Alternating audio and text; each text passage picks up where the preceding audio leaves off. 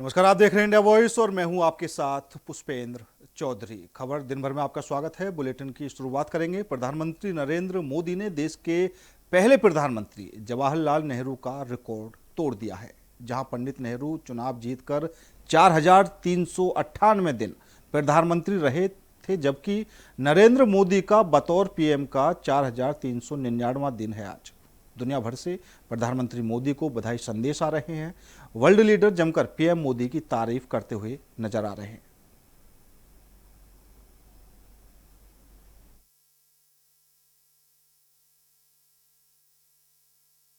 प्रधानमंत्री नरेंद्र मोदी ने देश के पहले प्रधानमंत्री जवाहरलाल नेहरू का सबसे लंबे समय तक प्रधानमंत्री पद पर बने रहने का रिकॉर्ड तोड़ दिया है।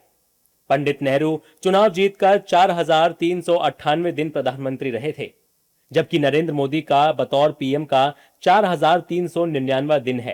प्रधानमंत्री नरेंद्र मोदी के इतिहास रचने पर देश ही नहीं बल्कि विदेश से भी बधाइयों का तांता लग चुका है। वर्ल्ड लीडर्स पीएम मोदी को बधाई दे रहे हैं और उनकी जमकर तारीफ कर रहे हैं। भारत में अमेरिकी राजदूत सर्जियो गौर ने भी पीएम मोदी को बड़ी उपलब्धि की बधाई दी। सर्जियो गौर ने एक्स पर लिखा, भारत के सबसे लंबे समय तक निर्वाचित प्रधानमंत्री रहने पर प्रधानमंत्री नरेंद्र मोदी को हार्दिक बधाई। ये उपलब्धि दर्शकों तक उनकी समर्पित जनसेवा और नेतृत्व का सशक्त प्रमाण है। हार्दिक शुभकामनाएं। अमेरिकी सांसद जॉन कॉर्निन ने भी पीएम मोदी को बधाई दी। टेक्सास से रिपब्लिकन सांसद कॉर्निन ने एक्स पर पोस्ट कर लिखा, प्रधानमंत्री नरेंद्र मोदी को भारत के सबसे लंबे समय तक पद पर रहने वाले निर्वाचित प्रधानमंत्री के रूप में बधाई। 3 बार लोकतांत्रिक जनादेशों में 1.4 अरब लोगों के भरोसे से उन्होंने 4,399 दिन तक नेतृत्व किया। 25 करोड़ लोगों को गरीबी से बाहर निकालने से लेकर भारत को दुनिया की सबसे तेजी से बढ़ती अर्थव्यवस्था बनाने तक प्रधानमंत्री मोदी का कार्यकाल बदलाव लाने वाला रहा है। अमेरिका भारत की साझेदारी पहले कभी इतनी मजबूत नहीं रही। केन्या के राष्ट्रपति विलियम समोई रूटो ने पीएम मोदी को बधाई देते हुए लिखा, जनसेवा में एक ऐतिहासिक उपलब्धि हासिल करने पर प्रधानमंत्री नरेंद्र मोदी को बधाई। आज आप भारत के इतिहास में सबसे लंबे समय तक सेवा करने वाले चुने हुए प्रधानमंत्री बन चुके हैं। ये दुनिया के सबसे बड़े लोकतंत्र में लगातार 3 बार मिले जनादेश के जरिए भारत की जनता द्वारा आपके नेतृत्व में जताए गए भरोसे और विश्वास को दर्शाता है। एक साधारण शुरुआत से इस पद तक आपका सफर आपके समर्पण, दृढ़ता और जनसेवा का प्रमाण है। केन्या भारत के साथ अपनी मजबूत और स्थायी साझेदारी को महत्व देता है और हमारे लोगों के आपसी फायदे के लिए सहयोग को और गहरा करने की उम्मीद करता है। भारत की जनता की सेवा और निरंतर सफलता के लिए शुभकामनाएं।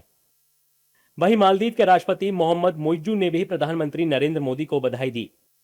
मुइज्जू ने एक्स पर लिखा, भारत के सबसे लंबे समय तक लगातार पद पर रहने वाले चुने गए प्रधानमंत्री बनने पर प्रधानमंत्री नरेंद्र मोदी को हार्दिक बधाई। मालदीव आपसी सम्मान, संप्रभु समानता और साझा हितों के आधार पर भारत के साथ सहयोग को और मजबूत करने के लिए तत्पर है। दुनिया भर के नेता सोशल मीडिया पर पीएम मोदी को बधाई दे रहे हैं, उनके विजन की तारीफ कर रहे हैं। वहीं श्रीलंका के राष्ट्रपति अनुरा कुमारा ने प्रधानमंत्री मोदी को पत्र लिखकर बधाई दी। श्रीलंका के राष्ट्रपति ने पत्र में लिखा, भारत के इतिहास में सबसे लंबे समय तक निर्वाचित प्रधानमंत्री बनने पर सरकार और श्रीलंका की जनता की ओर से हार्दिक बधाई। ये उपलब्धि न केवल आपके कार्यकाल की लंबाई बल्कि विश्व के सबसे बड़े लोकतंत्र की जनता द्वारा आपके नेतृत्व में बार बार रखे गए विश्वास का प्रमाण है। इतने विशाल, विविध और गतिशील लोकतंत्र में लगातार चुनावों में जनादेश हासिल करना उल्लेखनीय है। बुनियादी ढांचे, वित्तीय समावेशन, डिजिटल कनेक्टिविटी, सार्वजनिक सेवाओं और आर्थिक अवसरों में सुधार से करोड़ों भारतीय लाभान्वित हुए हैं। भारत अब विश्व की प्रमुख अर्थव्यवस्थाओं में शामिल हो गया है और क्षेत्रीय और वैश्विक मामलों में प्रभावशाली आवाज बन गया है। भारत और श्रीलंका के बीच साझेदारी नई ऊंचाइयों पर पहुंच चुकी है। राष्ट्रपति अनुरा कुमारा ने श्रीलंका के चुनौतीपूर्ण समय में भारत और प्रधानमंत्री मोदी के व्यक्तिगत समर्थन के लिए भी आभार व्यक्त किया। वहीं ऑस्ट्रेलिया के पूर्व प्रधानमंत्री स्कॉट मॉरिसन ने अपना दोस्त बताते हुए पीएम मोदी को गर्मजोशी से बधाई दी। स्कॉट मॉरिसन ने एक्स पर लिखा, भारत के सबसे लंबे समय तक सेवा करने वाले चुने हुए प्रधानमंत्री बनने पर प्रधानमंत्री नरेंद्र मोदी को हार्दिक बधाई। एक सच्चे राजनेता जिन्होंने भारत की अर्थव्यवस्था और दुनिया में भारत की स्थिति को बदल दिया है। हमें उस व्यापक रणनीतिक साझेदारी पर गर्व है जिसे हमने मिलकर बनाया है। बधाई हो मेरे दोस्त। दुनिया भर से प्रधानमंत्री मोदी को लगातार बधाई संदेश आ रहे हैं। जाहिर तौर पर पीएम मोदी के कार्यकाल में दुनिया भर में भारत की साख बढ़ी है। पीएम मोदी जहां भी जाते हैं बस छा जाते हैं। देश ही नहीं, विदेश में भी मोदी मोदी के नारे लगते हैं। आज पीएम मोदी ने देश के पहले प्रधानमंत्री जवाहरलाल नेहरू का रिकॉर्ड तोड़ दिया है। अब देखना होगा कि आगे पीएम मोदी कौन कौन से रिकॉर्ड तोड़कर नया इतिहास बनाते हैं। भारतीय राजनीति के इतिहास में आज एक नया अध्याय जुड़ गया है। प्रधानमंत्री नरेंद्र मोदी ने लगातार 12 वर्षों तक देश का नेतृत्व करते हुए भारत के सबसे लंबे समय तक प्रधानमंत्री रहने का रिकॉर्ड अपने नाम कर लिया है। पीएम मोदी ने देश के पहले प्रधानमंत्री पंडित जवाहरलाल नेहरू के लगातार सबसे लंबे समय तक पीएम रहने के रिकॉर्ड को पीछे छोड़ दिया है। इस ऐतिहासिक उपलब्धि के अवसर पर बीजेपी पूरे देश में उत्सव मना रही है, जबकि राजनीतिक गलियारों में इस मोदी युग की ताकत और विपक्ष के भविष्य को लेकर बहस नए सिरे से छिड़ गई है। भारतीय राजनीति के इतिहास में आज एक नया अध्याय जुड़ चुका है। प्रधानमंत्री नरेंद्र मोदी ने लगातार 12 वर्षों तक देश के शीर्ष पद पर बने रहने का एक ऐसा ऐतिहासिक कीर्तिमान स्थापित कर दिया है जिसने आजाद भारत के सबसे बड़े राजनीतिक मिथकों में से एक को तोड़ दिया है। पीएम मोदी ने देश के पहले प्रधानमंत्री पंडित जवाहरलाल नेहरू के लगातार लंबे समय तक पीएम रहने के रिकॉर्ड को पीछे छोड़ दिया है। इस ऐतिहासिक उपलब्धि के मौके पर बीजेपी पूरे देश में महा उत्सव मना रही है। वहीं राजनीतिक गलियारों में मोदी युग की ताकत और विपक्ष के भविष्य को लेकर एक नई बहस छिड़ चुकी है। फिलहाल बीजेपी में जश्न का माहौल है और कश्मीर से लेकर कन्याकुमारी तक पार्टी इस दिन को एक बड़े उत्सव के रूप में मना रही है। देश के प्रमुख मंदिरों में सुबह से ही केंद्रीय मंत्रियों, मुख्यमंत्रियों और दिग्गज बीजेपी नेताओं का तांता लगा हुआ है। पीएम मोदी की दीर्घायु और उत्तम स्वास्थ्य के लिए विशेष महामृत्युंजय जाप और पूजा अर्चना की जा रही है। आज कैबिनेट मीटिंग के दौरान सभी केंद्रीय मंत्रियों ने खड़े होकर पीएम मोदी को उनकी इस खास उपलब्धि के लिए बधाई भी दी। इस दौरान बीजेपी नेताओं ने क्या कुछ कहा, सुनिए। आज इतिहास है, ऐतिहासिक दिन है। आज के दिन आदरणीय प्रधानमंत्री नरेंद्र मोदी जी का 4399 दिन इलेक्टेड प्राइम मिनिस्टर के रूप में पूरा किया है और सबसे लंबे समय तक प्रधानमंत्री बनने का, इलेक्टेड प्राइम मिनिस्टर बनने का सौभाग्य प्राप्त किए हैं। मित्रों, आज हम सब के लिए बड़े गर्व की बात है कि माननीय प्रधानमंत्री श्री नरेंद्र मोदी जी के कुशल नेतृत्व में भारत नई ऊंचाइयों को छू रहा है। भारत का वर्चस्व पूरे विश्व में बढ़ रहा है। भारत में सामाजिक समरसता, लोगों के जीवन में अच्छे उपहार, व्यापार और उद्योग जगत में तेजी और 12 वर्ष सुशासन के, विकास के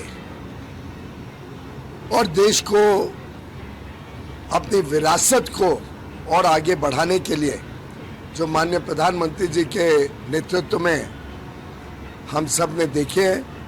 आज माननीय प्रधानमंत्री जी का यशस्वी नेतृत्व पूरे देश में एक नया इतिहास लिखा है और मैं मानता हूं कि आज देश के 140 करोड़ जनता का जो आशीर्वाद, स्नेह और विश्वास माननीय प्रधानमंत्री जी को मिला है, ये उसी की ताकत है, उसी की ऊर्जा है जो हमारे नेता, हमारे नेतृत्वकर्ता ने केवल भारत ही नहीं पूरे दुनिया में भारत का स्थान अपने आप में एक अद्भुत तरीके से हम कह सकते हैं कि अगर हम भारत को विश्व गुरु देखना चाहते हैं तो माननीय प्रधानमंत्री जी ने अपने यशस्वी नेतृत्व से भारत को उस दिशा में कई बड़े कदम उठाए हैं। भारत के इतिहास में स्वर्ण अक्षरों में लिखा जाने वाला दिन है। आज के दिन भारत के प्रधान सेवक, भारत के प्रधानमंत्री आदरणीय श्री नरेंद्र मोदी जी ने लगातार जो भारत के प्रधान सेवक के रूप में सेवा की है, उसके सारे रिकॉर्ड आज के दिन उन्होंने तोड़ दिए हैं। आज देश के यशस्वी प्रधानमंत्री श्री नरेंद्र मोदी जी ने निरंतर निर्वाचित प्रतिनिधि के रूप में पंडित जवाहरलाल नेहरू के 4398 दिनों के रिकॉर्ड को तोड़ा है।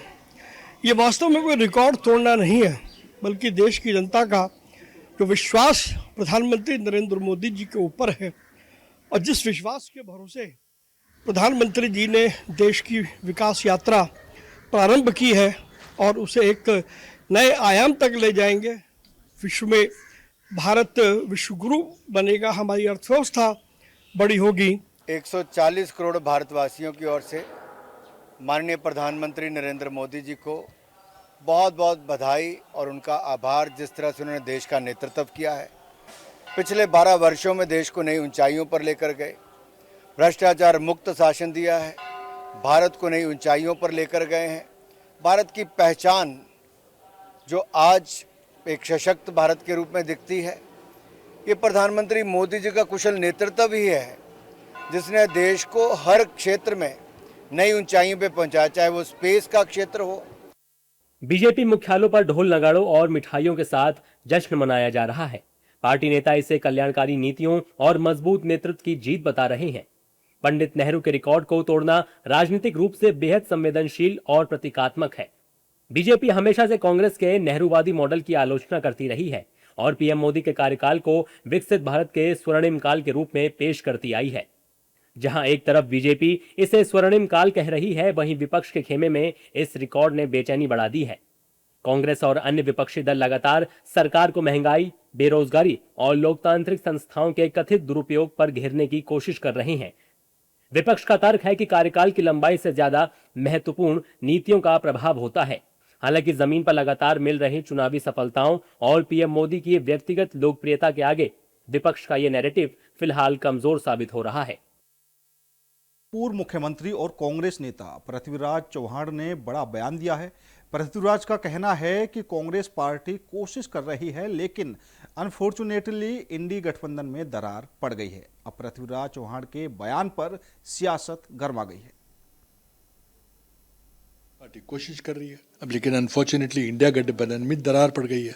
ये बड़ा बयान महाराष्ट्र के पूर्व मुख्यमंत्री और कांग्रेस के कद्दावर नेता पृथ्वीराज चव्हाण का है, जो साफ साफ कह रहे हैं कि इंडिया गठबंधन में दरार पड़ गई है। पृथ्वीराज चव्हाण से पहले ये बातें और दावे बीजेपी के कई नेता करते रहे हैं, लेकिन अब पृथ्वीराज चव्हाण के बयान ने बीजेपी के दावों को मजबूत कर दिया है। आपको याद होगा, दिल्ली में 8 जून को इंडी गठबंधन के नेता आपस में मिले थे। बैठक से हाथ मिलाते हुए, सोनिया और ममता के गले मिलते हुए, आपस में बात करते हुए, मुस्कुराते हुए तस्वीरें सामने आई थी। लेकिन अब कांग्रेस नेता पृथ्वीराज चव्हाण के शब्द हर तस्वीर को साफ कर रहे हैं। बिना किसी किंतु परंतु के पृथ्वीराज चव्हाण कह रहे हैं कि कांग्रेस पार्टी कोशिश कर रही है, लेकिन दुर्भाग्य से इंडी गठबंधन में दरार पड़ गई है। अब कांग्रेस पार्टी कोशिश कर रही है अब, लेकिन अनफॉर्चुनेटली इंडिया गठबंधन में दरार पड़ गई है। लेकिन लोगों में गुस्सा है। विपक्ष शायद हम उनकी आकांक्षा पूरी करने में असफल रहे हैं। पृथ्वीराज चव्हाण के बयान से सियासत में भूचाल आ गया है। वहीं बीजेपी के पूर्व सांसद बृजभूषण शरण सिंह का कहना है कि जब तक इंडी गठबंधन में राहुल गांधी हैं, तब तक बीजेपी को और कोई जरूरत नहीं। जब तक राहुल गांधी नेता रहेंगे, तब तक भारतीय जनता पार्टी को कोई परेशानी आने वाली नहीं है। अगले लोकसभा चुनाव में एनडीए को सत्ता से बेदखल करने की हुंकार भरने वाले इंडी गठबंधन की पोल बीजेपी नहीं, बल्कि कांग्रेस के नेता ही खोल रहे हैं। अब आपको ग्राफिक्स के जरिए इंडी गठबंधन को लेकर कुछ फैक्ट्स दिखाते हैं। पिछले लोकसभा चुनाव में दिल्ली में आप और कांग्रेस ने 7 चुनाव लड़ा, लेकिन पंजाब में एक दूसरे के खिलाफ चुनाव लड़ा। हालांकि बाद में आपने इंडी गठबंधन से नाता तोड़ लिया। इंडी गठबंधन में कांग्रेस भी है और टीएमसी भी, लेकिन पिछले लोकसभा चुनाव और विधानसभा चुनाव में दोनों ने एक दूसरे के खिलाफ चुनाव लड़ा और एक दूसरे को नुकसान पहुंचाया। अखिलेश यादव भी वक्त वक्त पर कांग्रेस पर भड़कते रहे हैं। अखिलेश यादव ने एक वक्त कांग्रेस को देश की सबसे बड़ी धोखेबाज पार्टी बताया था। इंडी गठबंधन को पिछले लोकसभा चुनाव में हार मिली थी। इसके बाद आम आदमी पार्टी और डीएमके जैसे दल कांग्रेस से नाराज होकर अलग हो गए। अब पृथ्वीराज चव्हाण के नए बयान ने साफ कर दिया है कि कांग्रेस कोशिश कर रही है, लेकिन इंडी गठबंधन में दरार पड़ गई है। अब देखना होगा कि ये दरार भरती है या इंडी गठबंधन को पूरी तरह से खत्म कर देती है। पश्चिम बंगाल की सत्ता से बाहर होते ही ममता बनर्जी की पार्टी ताश के पत्तों की तरह बिखरती जा रही है। अब सुष्मिता देव ने पार्टी और राज्यसभा सदस्यता से इस्तीफा दे दिया है। सुष्मिता देव का कहना है कि राजनीति तो जारी रहेगी, राजनीति करने के बहुत तरीके हैं, मैं चाहती हूं कि असम के लोगों की सेवा करूं। ममता बनर्जी को झटके पर झटके मिल रहे हैं। पहले करीब 58 विधायक बागी हुए, फिर करीब 20 सांसद और अब करीबी नेता भी साथ छोड़ रहे हैं। सुखेंदु शेखर के बाद सुष्मिता देव ने भी टीएमसी से किनारा कर लिया है। सुष्मिता देव ने पार्टी और राज्यसभा सदस्यता से इस्तीफा दे दिया है। पिछले 3 दिनों में टीएमसी के 2 राज्यसभा सांसद पार्टी छोड़ चुके हैं। इससे पहले 8 जून को सुखेंदु शेखर ने राज्यसभा से इस्तीफा दे दिया था, पार्टी भी छोड़ दी थी। सुष्मिता देव का कहना है कि अब वो टीएमसी में नहीं है, लेकिन उनकी राजनीति जारी रहेगी। देखिए, राजनीति तो जारी रहेगी। राजनीति करने के बहुत तरीके हैं, पर मैं चाहती हूँ कि आसाम के लोगों की सेवा करूं। सुष्मिता देव का कहना है कि वो ममता बनर्जी के बारे में कोई टिप्पणी नहीं करेंगी, लेकिन उनके बयान साफ कर रहे हैं कि उनका फ्यूचर स्टेप क्या होगा। हेमंतदा के साथ मेरा बहुत पुराने दिन से हमने कांग्रेस में भी एक साथ काम किया था, so I give a courtesy visit. देखिए, तृणमूल में क्या हो रहा है क्या नहीं हो रहा है, अभी भी तृणमूल में बहुत सारे सांसद हैं और बहुत सारे विधायक हैं, उनसे पूछिए। मैं तृणमूल छोड़ चुकी हूँ और मैं ममता दीदी को लेकर कोई कमेंट नहीं करना चाहती। पश्चिम बंगाल की सत्ता से बाहर होते ही ममता बनर्जी की पार्टी ताश के पत्ते की तरह बिखरती जा रही है। वहीं टीएमसी के बागी नेता इसके बारे में ममता बनर्जी को ही जिम्मेदार मान रहे हैं। टीएमसी की बागी सांसद शताब्दी रॉय पूछ रही हैं कि चुनाव में हार पर मंथन क्यों नहीं हुआ, किसकी वजह से हार हुई, ये जानने की कोशिश क्यों नहीं की गई। देखो, इतने लोग आए, मतलब 2-3 आने से आप बोल सकते हो उसका गलती है ना, उसका पर्सनल कोई एजेंडा होगा। जब इतने लोग आ रहे हैं, मतलब दल का फॉल्ट है, पार्टी का तो इतना दिन से ये लोग को संभालना ज़रूरी था। ऐसा नहीं है कोई बच्चे हैं उसको संभालते, लेकिन इनका हो सकता है छोटा मोटा क्वेरी था, छोटा मोटा रिस्पेक्ट चाहिए था, छोटा मोटा डिसीजन बताना था। डिसीजन लेना है ऐसा नहीं है, फिर भी मुझे लगता है कोई किसी का बात सुने नहीं, और हारने के बाद भी हारने का कोई एक्सप्लेनेशन दिया नहीं, हारने का डिस्कशन क्यों हारे उसका डिस्कशन हुआ नहीं। अगर हारने का डिस्कशन नहीं होगा तो अगले बार आप जीतोगे कैसे।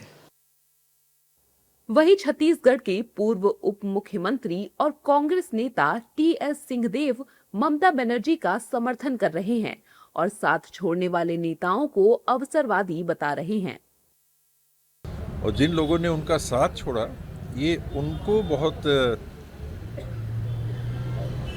गिरी हुई स्थिति में दिखाता है। एक बहुत अवसरवादी मानसिकता से जुड़े हुए लोग ही सत्ता के, यानी लोगों से उनको मतलब नहीं था, टीएमसी की नीतियों से मतलब नहीं था। अभी जो भी वो बातें, जो भी बहाने कर रहे हैं, वो जो हॉस्पिटल में दुर्घटना हुई थी, बड़ी दुर्घटना हुई थी, उसका हवाला दे रहे हैं, तो उन लोग को उसी समय छोड़ना था, उसी समय विरोध करना था। कुल मिलाकर कहा जाए तो पश्चिम बंगाल विधानसभा चुनाव में मिली हार के बाद टीएमसी एक बड़े आंतरिक विद्रोह और तूफान का सामना कर रही है। बागियों के निशाने पर ममता और अभिषेक बनर्जी हैं। अब देखना होगा कि ममता बनर्जी इस सियासी तूफान से कैसे निपटती हैं। देश में पेट्रोल, डीजल और कमर्शियल गैस की बढ़ती कीमतों को लेकर सियासी घमासान तेज हो गया है। विपक्ष ने इसे आम जनता की जेब पर बोझ बताते हुए केंद्र सरकार पर तीखा हमला बोला है। संसद से लेकर सड़क तक महंगाई को लेकर विरोध प्रदर्शन जारी है। इसी बीच केंद्रीय पेट्रोलियम मंत्री हरदीप सिंह पुरी ने सरकार का पक्ष रखते हुए स्थिति पर विस्तृत स्पष्टीकरण दिया। उन्होंने कीमतों में बदलाव के पीछे के आर्थिक और वैश्विक कारणों की जानकारी दी है और हाल ही में उज्ज्वला योजना के तहत किए गए नीति बदलावों जैसे सिलेंडर उपयोग सीमा तय करने को लेकर भी सफाई दी। देश में पेट्रोल, डीजल और कमर्शियल गैस की कीमतों में बढ़ोतरी को लेकर चौतरफा हाहाकार मचा हुआ है। महंगाई के इस मुद्दे पर कांग्रेस सहित पूरा विपक्ष केंद्र सरकार पर हमलावर है और इसे आम जनता की जेब पर डाका करार दे रहा है। संसद से लेकर सड़क तक सरकार को घेरा जा रहा है। इस चौतरफा दबाव के बीच केंद्रीय पेट्रोलियम और प्राकृतिक गैस मंत्री हरदीप सिंह पुरी ने सामने आकर न केवल सरकार का बचाव किया है, बल्कि कीमतों के पीछे के गणित और हाल ही में नीतियों में किए गए बदलावों जैसे कि उज्ज्वला योजना के सिलेंडरों की सीमा तय करने पर स्पष्टीकरण दिया। उन्होंने पिछले 3 महीनों में फ्यूल और गैस के दाम बढ़ने पर क्या कुछ कहा, सुनिए। देखिए, जब से युद्ध शुरू हुआ 7 रुपए और 60 पैसे बढ़ा। और देखिए, अगर आप देखा जाए तो अभी भी दिल्ली में जो पेट्रोल का दाम है वो 4 साल से पहले से कम है। क्यों? क्योंकि 4 साल पहले, फरवरी 2022 से पहले मोदी जी ने दाम कम किए। उसके पहले थोड़ा बढ़ाया था, उसके बाद कम किए। नवंबर 2021 में, मई 2022 में और अभी कुछ दिन पहले सरकार ने अपनी पेट्रोल और डीजल पर एक्साइज ड्यूटी कम की है। और मैं आपको बताऊं, आंकड़े देता हूं, अभी पीछे पेट्रोल पे और डीजल पे 10 रुपए पर लीटर एक्साइज ड्यूटी कम हुई है। और जो हमारे बीजेपी की स्टेट्स है उन्होंने पिछले कुछ वर्षों में अपना वैट भी कम किया।